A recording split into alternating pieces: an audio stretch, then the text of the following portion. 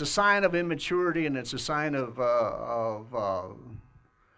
being naive and literally foolish to make your evaluation of God based on your personal experience. And yet this is what most people do most of their life. Okay, most people, one of the predominant forces or influences on their life about how they see God is based on their personal experience, okay? Because so they say, well, listen, all my life I lived in this is what happened. In my life, this is what happened, And it's like, okay, I'm going to base my belief on God based on my life because that's the life I do know. Okay, and I don't know about everybody else's life. But in a lot of ways, that's very, very, very foolish and very, very naive, because your life is but a little vapor, and you only see a few small things, and your experience is very minimal. If you add up, my grandfather lived to be 108, it's still a very small experience. And to evaluate God by your experience is really quite foolish. And yet most people do it a lot, okay? And you know that. There's a lot of people. I remember one person just said, to me, I just don't trust God because I prayed for my dog to be healed. I don't trust God. Did I say God or did I say dog? But anyway, I don't trust God because I prayed for my dog and he died. And I just can't trust a God that wouldn't answer my prayer. And so to me, that's very, very shallow, very, very immature. And I'm not trying to make fun of it. I'm just saying we need to grow up. And we do not want to take our personal experience, even after all these years, and try to get an image of who God is based on what happens to us, even after all these years of walking with God.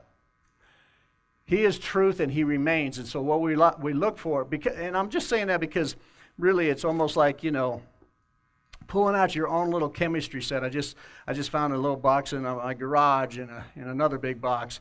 And it was a chemistry set that we gave our children, when they were little. And I just thought chemistry sets were cool.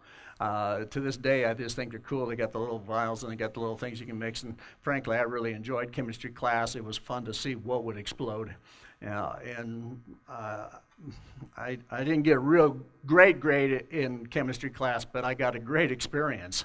I got to do a lot of fun things. I got to be in trouble quite often. But it's cool to have a chemistry set. But at the same time, to think that you're going to take your little chemistry set, your little experience, and judge God is, again, very quite foolish. And it's something that on a high level, you just need to stop. Okay, there's some things you just quit doing. You stop judging God and figuring out who God is based on your own experience. I know that sounds kind of rough, or it sounds like it can't be done, but it can be done. And so what do you look at? Well, you start looking, of course, in the Word of God, the Bible that's been here for a long time, and that guides you to start having some understanding about looking at what is eternal. And then there's several things that reveal who God is. And one of those is nature. He created his whole universe, and he reveals himself, the Bible says, through his nature. So the more you study science, biology, and the more you look at those things, looking at it as a viewpoint, okay, the man who created this, the God who created this, what's his attitude? How does he generally work things? And then you start seeing patterns in just what he made. And one of the things that, just real simple, but one of the things that, a lot of people, when they think about God, they think about their church experience. And they come to church, and quite often there's people in some churches with robes and et cetera, or churches, wear suits all the time, and everybody's prim and proper, and everybody comes in and be quiet, and it's a sanctuary is a holy place, and so you're quiet. I remember once a young person ran through a church I was visiting, and the pastor just said, "You stop running, or God will strike you down." It's like I'm striking out here. I'm not coming back to this place because I ain't serving that God. Our kids, we let them run. But anyway, we get our image of God because of what we have experienced sometimes, and so often most people have an image of God of being somewhat a stiff shirt, somebody in a white beard, and et cetera, and being somewhat uncreative and boring. And actually they say, I want to get saved, but I want to have fun before I get saved, so I'll wait till the last moment to get saved. Well, that's a poor image of God, because if you look at creation, there is nothing black and white about creation. There's nothing that is boring about creation.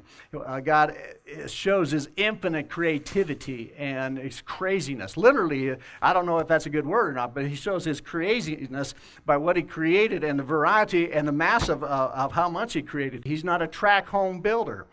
He builds magnificent things. He builds, billions of things. And now we got understand the billions of stars. And so God is anything but boring. He's anything but, standing up in a robe, being serious all the time. But, it's super hard to get that image out of our head, isn't it? It's super hard to come to God and picture him laughing. It's hard for me to this day to understand that Jesus laughed probably more than anybody that was on the earth at that time. The Bible said he had more joy than all his brethren.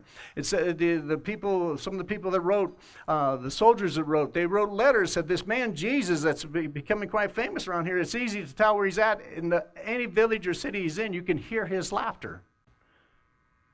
Taking our image of who God is and being willing to radically change it day by day is a powerful thing.